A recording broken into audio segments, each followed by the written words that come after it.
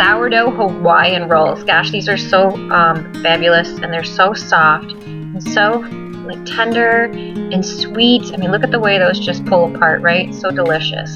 So let's go quickly through this video on how we make it. So here I am melting the butter, and I added the milk and the sugar to it, melted it, mixed in the starter and the flour and the salt, and we just put it all together.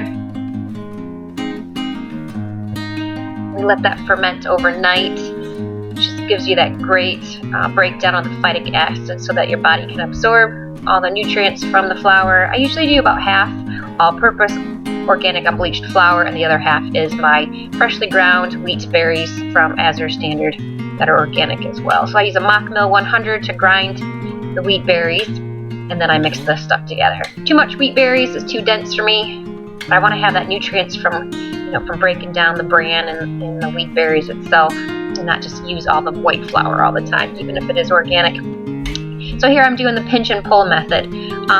You just take it lightly in your hand, and you'll see that this dough is pretty soft compared to some other rolls. So you need to have the extra flour, just kind of like get some flour in your little fingertips. So kind of put it in your hand. This is obviously going much faster than what you normally can do.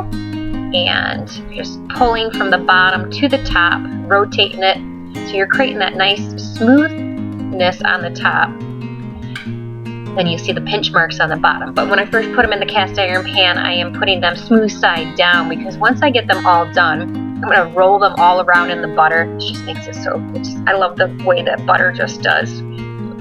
Makes everything so nice and yummy. So see, I'm rolling them around and I'm flipping them back over so that the smooth part is on top. And then we're going to let them rise for a couple hours, and we're going to give them a bake. And then we're going to enjoy them. So, yep, look how perfect they turn out. Delicious.